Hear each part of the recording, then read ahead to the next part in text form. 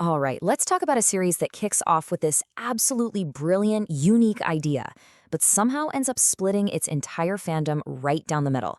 We're diving into The Water Magician, a story that sparks some of the most intense arguments you'll find online, and we're going to unpack exactly why.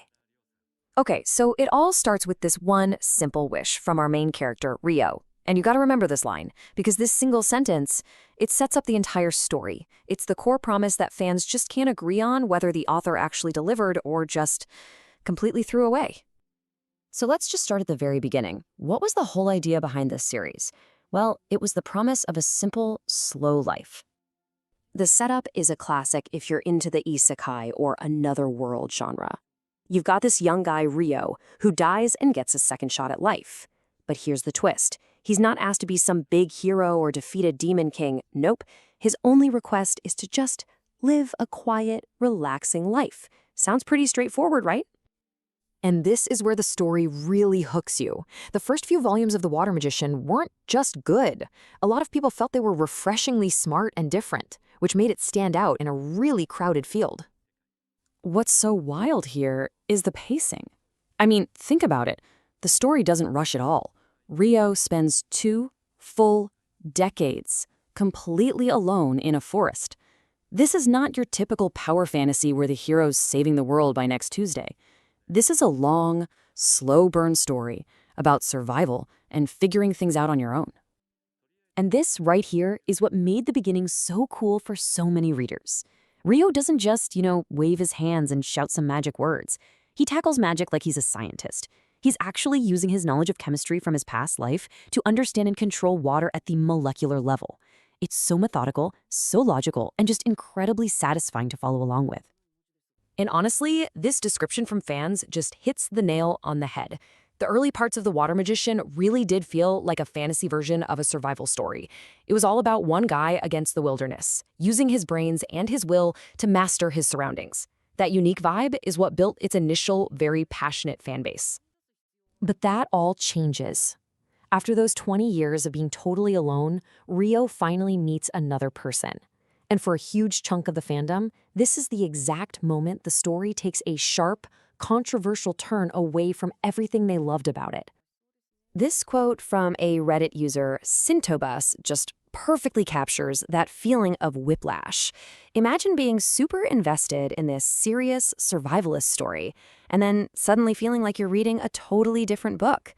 The change was so abrupt that for some, it felt like a total betrayal of what the story was supposed to be. So let's break it down, because it really is like we're talking about two completely different characters. On the left, you've got the Rio from those first 20 years, the serious, smart survivor. Then, on the right, you have the Rio who comes out of the forest, this goofy, kind of clownish guy who acts like a chuuni, which is basically someone obsessed with sounding cool and dramatic. The whole focus of the plot shifts from this intense survival story to just aimless slice-of-life gags.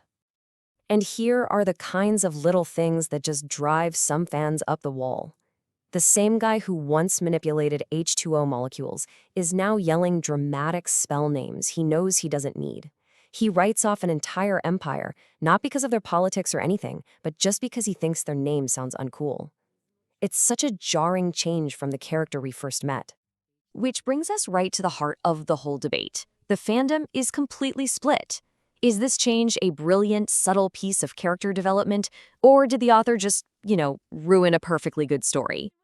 On one side, you have some very harsh critics. This comment from Hollow Nerox calls it a standard isekai letdown, basically arguing that this really unique story just devolved into a generic power fantasy where the main character is just awesome at everything without any effort. And this user, Bookster42, really hones in on that personality shift. They point out how this once reasonable character just becomes grating, annoying.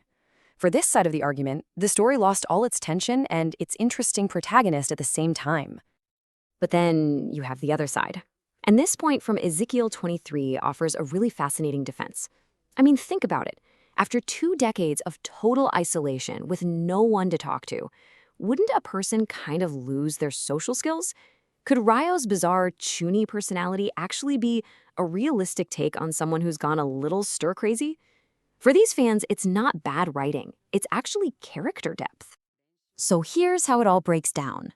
On the one hand, you have everything people praised: the survival theme, the scientific magic system, the serious main character. And on the other hand, you have all the criticisms: the switch to generic slice of life, the goofy MC, a plot that feels like it's going nowhere, and a hero so powerful there's no real tension anymore. So why does this one debate matter so much? Well, because what happened with the water magician isn't really a one-off thing. A lot of fans see it as the perfect example of a bigger and much more common problem in the whole web novel genre. Yeah, if you read a lot of web novels, this list is probably going to feel painfully familiar. A story starts with an amazing hook, but over hundreds of chapters, the hero gets way too powerful, the plot loses its focus, and cool mysteries just kind of get dropped. For the critics, The Water Magician is just the latest story to fall into this exact trap. And that leaves us with the big question at the end of all this. Is The Water Magician a tragic case of a brilliant premise that was just completely wasted? Or is it just a bit of lighthearted fun that maybe people are taking way too seriously? The answer, it seems, really depends on which row you wanted to read about: the scientist or the clown.